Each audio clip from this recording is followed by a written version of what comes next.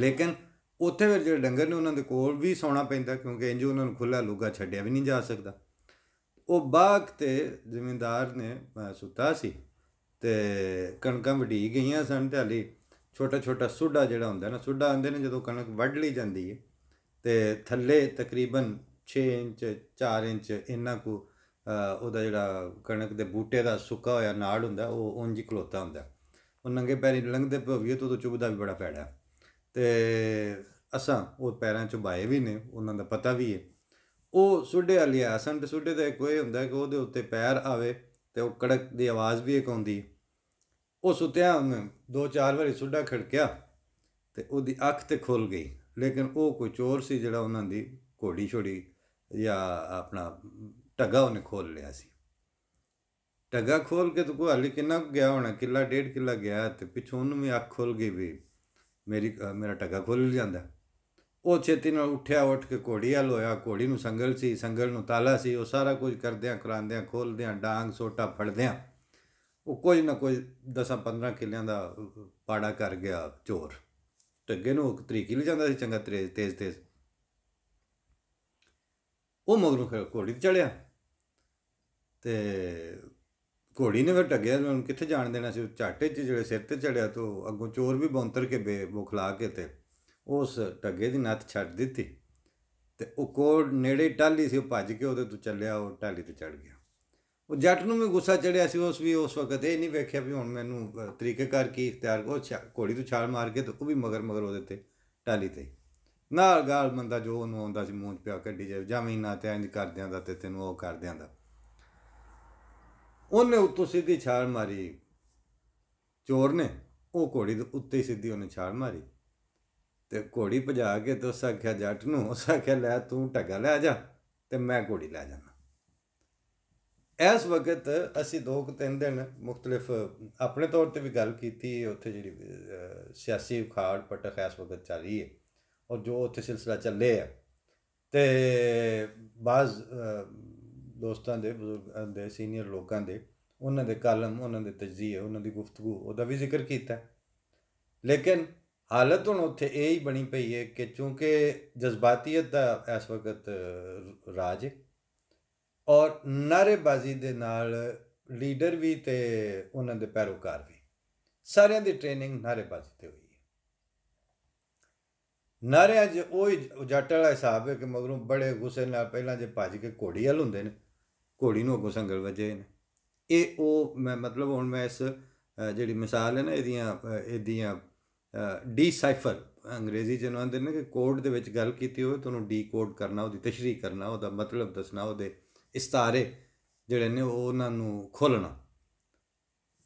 ਜੇ ਘੋੜੀ ਵੱਲ ਭੱਜ ਕੇ ਹੋਏ ਨੇ, ਪਤਾ ਲੱਗ ਗਿਆ ਨੇ ਵੀ ਸਾਡਾ ਢੱਗਾ ਖੁੱਲ੍ਹਿਆ ਅਤੇ ਢੱਗਾ ਲਈ ਵੀ ਉਹਨਾਂ ਦੇ ਕੋਲੋਂ ਜਾਂਦੇ ਨੇ। ਲੇਕਿਨ ਜਿਸ ਵੇਲੇ ਭੱਜ ਕੇ ਮਗਰ ਘੋੜੀ ਵੱਲ ਹੋਇਆ, ਘੋੜੀ ਨੂੰ ਅੱਗੋਂ ਸੰਗਲ ਵੱਜਿਆ, ਸੰਗਲ ਨੂੰ ਤਾਲਾ ਵੱਜਿਆ।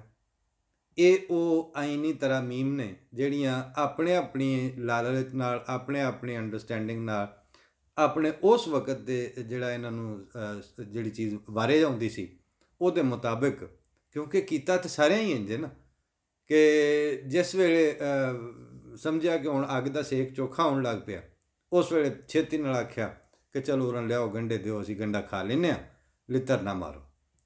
ਅਤੇ ਜਿਹੜੇ ਗੰਢੇ ਕਿਹੜਾ ਖਾਣੇ ਸੌਖੇ ਹੁੰਦੇ ਨੇ, ਉਸ ਵੇਲੇ ਫਿਰ ਆਉਂਦੇ ਨੇ ਨਹੀਂ ਇਹ ਤਾਂ ਕੰਮ ਔਖਾ, ਹੁਣ ਸਾਨੂੰ ਜੁੱਤੀਆਂ ਮਾਰ ਲਓ। ਅਤੇ ਜਿਹੜੇ ਵੇਲੇ ਇਹਨਾਂ ਦੋਵਾਂ ਤੋਂ ਤੰਗ ਆਉਂਦੇ ਨੇ ਫਿਰ ਆਉਂਦੇ ਨੇ ਪੈਸੇ ਭਰਦੇ ਨੇ। ਹੁਣ ਉਹ ਚੀਜ਼ਾਂ ਜਿਹੜੀਆਂ ਨੇ ਉਹ ਕਿਉਂਕਿ ਮੁਲਕਾਂ ਦਾ, ਕੌਮਾਂ ਦਾ ਇੰਜ ਕਰਕੇ ਲੰਬਾ ਅਰਸਾ ਨਹੀਂ ਕੰਮ ਚੱਲਦਾ। ਇਹੋ ਜਿਹੀ ਖਚ ਤਾਂ ਹੁੰਦੀ ਹੈ, ਚਲੋ ਇੱਕ ਅੱਧੀ ਵਾਰੀ ਮਾਰ ਲਈ ਅਤੇ ਫਿਰ ਉਹਦੇ 'ਤੇ ਮਿੱਟੀ ਸ਼ਿੱਟੀ ਪੈ ਗਈ, ਗੱਲ ਪੁਰਾਣੀ ਹੋ ਗਈ। ਬਾਅਦ ਵਾਲਿਆਂ ਧਿਆਨ ਰੱਖਿਆ ਕਿ ਨਹੀਂ ਇਹ ਕੰਮ ਅਗਾ ਨਹੀਂ ਕਰਨਾ।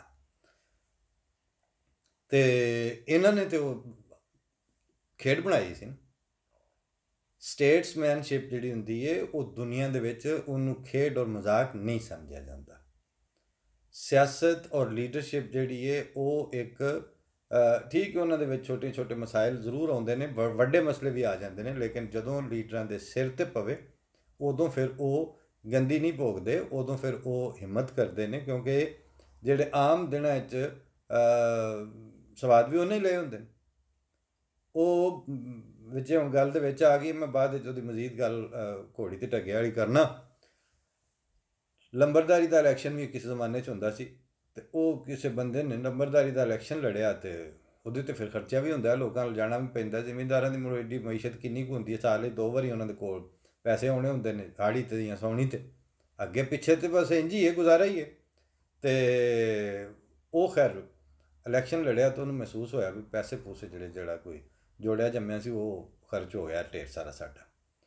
ਉਹ ਘਰ ਹੀ ਕਿਤੇ ਸਵੇਰੇ ਚੁੱਲ੍ਹੇ 'ਤੇ ਬੈਠਾ ਸੀ, ਅਤੇ ਉਹ ਜਨਾਨੀ ਆਪਣੀ ਨੂੰ ਆਂਦਾ ਕਿ ਵਾਹ ਉੱਜੜ ਗਏ, ਬੜੇ ਪੈਸੇ ਲੱਗ ਗਏ ਨੇ ਮੇਰੇ ਤਾਂ ਨੰਬਰਦਾਰੀ ਦੇ ਇਲੈਕਸ਼ਨ 'ਤੇ। ਉਹ ਵਿਚਾਰੀ ਪਰਾਠੇ ਸ਼ਰਾਠੇ ਬਣਾਉਂਦੀ ਸੀ ਪਈ, ਉਹ ਰੋਟੀ ਘੁੱਟ ਕੇ ਪਕਾਉਣੀ ਪੈਂਦੀ ਉਸ ਟਾਈਮ ਤਵੇ 'ਤੇ, ਕੁਝ ਉਹਨੂੰ ਧੂੰਆਂ ਪਿਆ ਸੀ, ਉਹ ਅੱਗੇ ਹੀ ਅੱਕੀ ਸੀ। ਉਸ ਆਖਿਆ ਜੇ ਪੈਸੇ ਲੱਗ ਗਏ ਨਹੀਂ ਤੇ ਵੇ ਲੰਬਰਾ ਕਰਕੇ ਵੀ ਤੈਨੂੰ ਹੀ ਆਵਾਜ਼ ਮਾਰਨੀ ਕਰਨੀ ਹੈ ਨਾ ਲੋਕਾਂ, ਬਾਕੀ ਸਾਰਿਆਂ ਦਾ ਤਾਂ ਨਾਂ ਹੀ ਲੈਂਦੇ ਨੇ, ਤੈਨੂੰ ਹੁਣ ਅਗਾਂ ਜਨਾਨੀਆਂ ਨੇ ਆਖਣਾ ਕਰਨਾ ਵੇ ਲੰਬਰਾ ਗੱਲ ਸੁਣੀ। ਅਤੇ ਉਹ ਵੇ ਲੰਬਰਾ ਸਦਾਉਣ ਵਾਸਤੇ ਇਹਨਾਂ ਨੂੰ ਲੀਡਰ ਜਿਹੜਾ ਹੁੰਦਾ ਉਹਨੂੰ ਪਤਾ ਹੁੰਦਾ ਕਿ ਮੈਂ ਸਾਰੀ ਉਮਰ ਵੇ ਲੰਬਰਾ ਸਦਾਇਆ ਹੈ, ਮੈਨੂੰ ਲੋਕ ਵੇ ਲੰਬਰਾ ਕਰਕੇ ਆਵਾਜ਼ ਦਿੰਦੇ ਰਹੇ ਨੇ, ਅਤੇ ਹੁਣ ਜੇ ਮੁਸੀਬਤ ਪਈ ਹੈ ਤਾਂ ਵੀ ਲੰਬਰ ਨਹੀਂ ਚੱਲਣੀ ਹੈ। ਫਿਰ ਉਹ ਸਾਡੀ ਲੀਡਰਸ਼ਿਪ ਨੇ ਜਦੋਂ ਔਖਾ ਵਕਤ ਆਇਆ, ਜਿਸ ਵੇਲੇ ਉਹਨਾਂ ਦੇ ਉੱਤੇ ਭਾਰਾ ਵਕਤ ਆਇਆ, ਉਹ ਫਿਰ ਛੱਡ ਕੇ ਲਿਤਰੀਆਂ ਸੱਟ ਕੇ ਨੱਸੇ ਨੇ, ਕਦੀ ਸਿਰ 'ਤੇ ਨਹੀਂ ਖਲੋਤੇ। ਇਸ ਵਾਸਤੇ ਜਿਹੜੇ ਸ਼ਾਰਟ ਟਰਮ ਛੋਟੀ ਨਜ਼ਰ ਦੂਰ ਤੱਕ ਉਹਨਾਂ ਨੂੰ ਨਜ਼ਰ ਆਉਂਦਾ ਹੈ ਜੇ ਵੇਖਣਾ ਚਾਹਣ ਤੇ, ਉਹਨਾਂ ਦੀ ਨਜ਼ਰ ਚੂੰਕਿ ਦੂਰ ਤੱਕ ਨਹੀਂ ਜਾਂਦੀ, ਦੂਰ ਤੱਕ ਉਹ ਵੇਖਣਾ ਅਫੋਰਡ ਨਹੀਂ ਕਰ ਸਕਦੇ, ਉਹਨਾਂ ਦੇ ਜ਼ਾਤੀ ਵਕਤੀ ਫੌਰੀ ਮਫਾਦ ਦੀ ਖਾਤਰ ਹੁੰਦੀਆਂ ਨੇ, ਪੈਸ਼ਨ ਦੀ ਖਾਤਰ, ਕਮਿਟਮੈਂਟ ਦੀ ਖਾਤਰ, ਮਕਸਦ ਦੀ ਖਾਤਰ ਕੁਰਬਾਨੀਆਂ ਕੋਈ ਨਹੀਂ ਕਿਸੇ ਦਿੱਤੀਆਂ ਅੱਜ ਤੱਕ। ਹੁਣ ਸਾਡੇ ਸਹਾਫੀ ਦੋਸਤ ਬਹੁਤ ਸਾਰੇ ਜਮਹੂਰੀਅਤ ਪਸੰਦ, ਜਮਹੂਰੀਅਤ ਦੇ ਉੱਤੇ ਜਿਹੜੇ ਕੁਰਬਾਨ ਜਾਂਦੇ ਨੇ, ਅਸੀਂ ਆਪ ਆਨੇ ਹਾਂ ਬਿਲਕੁਲ ਜਮਹੂਰੀਅਤ ਹੋਣੀ ਚਾਹੀਦੀ ਹੈ, ਲੇਕਿਨ ਜਮਹੂਰੀਅਤ ਹੋਣੀ ਚਾਹੀਦੀ ਹੈ ਨਾ। ਹੁਣ ਇਸ ਵੇਲੇ ਇਹ ਵੇ ਕਿ ਉਹ ਢੱਗਾ ਖੁੱਲ੍ਹ ਗਿਆ ਨਜ਼ਰ ਆਉਂਦਾ ਪਿਆ, ਹੁਣ ਭੱਜ ਕੇ ਘੋੜੀ ਵੱਲ ਹੋਏ ਨੇ, ਘੋੜੀ ਦੇ ਅੱਗੇ ਉਹਨੂੰ ਤਾਲੇ ਲੱਗੇ ਨੇ, ਉਹਨੂੰ ਆਈਨ ਦੇ ਵਿੱਚ ਉਹ ਜਿਹੀਆਂ ਤਰਮੀਮਾਂ ਆਪਣੇ ਹੱਥਾਂ ਨਾਲ ਕਰ ਬੈਠੇ ਨੇ, ਉਹਨੇ ਚਿਰ ਚੋਰ ਜ਼ਿਆਦਾ ਦੂਰ ਲਈ ਜਾਂਦਾ ਢੱਗੇ ਨੂੰ।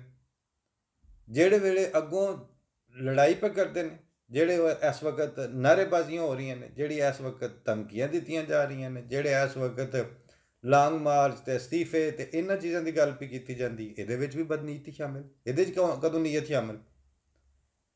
ਦੋ ਵੱਡੇ ਵੱਡੇ ਜਿਹੜੇ ਇਸ ਵਕਤ ਥੰਮ ਨੇ, ਨੂਨ ਲੀਗ ਵਾਲਿਆਂ ਵੇਖਣਾ ਪੀਪਲ ਪਾਰਟੀ ਵਾਲੇ ਪਹਿਲਾਂ ਮਤਲਬ ਖੂਦ ਛਾਲ ਮਾਰਨ, ਉਹਨਾਂ ਆਖਣਾ ਪਹਿਲਾਂ ਇਹ ਮਾਰਨ, ਫਿਰ ਇਹਨਾਂ ਆਖਣਾ ਤੁਹਾਡਾ ਫਲਾਣਾ ਮਾਰੇ, ਸਾਡੀ ਮਰੀਮ ਬਚ ਜਾਏ, ਤੁਹਾਡਾ ਬਿਲੌਲ ਜਾਂਦਾ ਤਾਂ ਜਾਏ, ਉਹਨਾਂ ਆਖਣਾ ਨਹੀਂ ਤੁਸੀਂ ਇੰਜ ਕੰਮ ਕਰੋ, ਬਿਲੌਲ ਨੂੰ ਰੱਖ ਕੇ ਕੀ ਕਰਨਾ, ਇਹਨੂੰ ਜਾਣ ਦਿਓ, ਮਰੀਮ ਠੀਕ ਹੈ।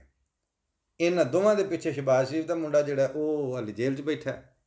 ਚੌਧਰਾ ਜਿਹੜੀਆਂ ਨੇ, ਚੌਧਰ ਤੇ ਇਹਨਾਂ ਦੀ ਜ਼ਾਤੀ ਸੀ ਨਾ, ਆਵਾਮ ਦੀ ਚੌਧਰ ਜੇ ਹੁੰਦੀ ਤੇ ਇਸ ਵਕਤ APC ਜਦੋਂ ਹੋਈ ਹੈ ਨਾ ਜਨਾਬ, ਉੱਥੇ ਉਹ ਆਪਣਾ ਅਚਕਜ਼ਈ ਸਾਹਿਬ ਗੱਲ ਕਰਦਿਆਂ ਬਿਆਨਦੇ ਨੇ ਇਹ ਹਿਜ਼ਬੁਤ ਉਹ ਆਪਣਾ ਤਹਿਰੀਰ ਸਕੁਆਇਰ ਵਾਲਾ ਮਾਹੌਲ, ਉਹ ਤਹਿਰੀਰ ਸਕੁਆਇਰ ਦਾ ਨਾਂ ਉਹਨਾਂ ਨੂੰ ਯਾਦ ਪਿਆ ਹੁੰਦਾ ਸੀ ਨਾ, ਮੈਨੂੰ ਕੋਈ ਪਤਾ ਪੂਰਾ ਨਾਮ ਸਿੱਧਾ ਕਿਵੇਂ ਲਈਦਾ।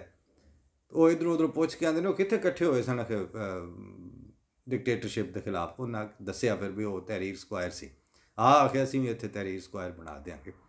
ਤਹਿਰੀਰ ਸਕੁਆਇਰ ਤਾਂ ਬਣਦੇ ਨੇ ਜਿਸ ਵੇਲੇ ਕੌਮ ਨੂੰ, ਅਫਰਾਦੇ ਕੌਮ ਜਿਹੜੇ ਹੁੰਦੇ ਨੇ, ਉਹਨਾਂ ਨੂੰ ਤੁਸੀਂ ਇੱਕ ਲੈਵਲ 'ਤੇ ਉਹਨਾਂ ਨੂੰ ਐਜੂਕੇਟ ਕੀਤਾ ਹੋਵੇ, ਉਹਨਾਂ ਨੂੰ ਤੁਹਾਡੀ ਕਮਿਟਮੈਂਟ ਨਜ਼ਰ ਆਉਂਦੀ ਹੋਵੇ, ਉਹਨਾਂ ਤੁਹਾਡੀ ਸੱਚਾਈ ਵੇਖੀ ਹੋਵੇ, ਉਹਨਾਂ ਤੁਹਾਡੀ ਦਿਆਨਤਦਾਰੀ ਵੇਖੀ ਹੋਵੇ।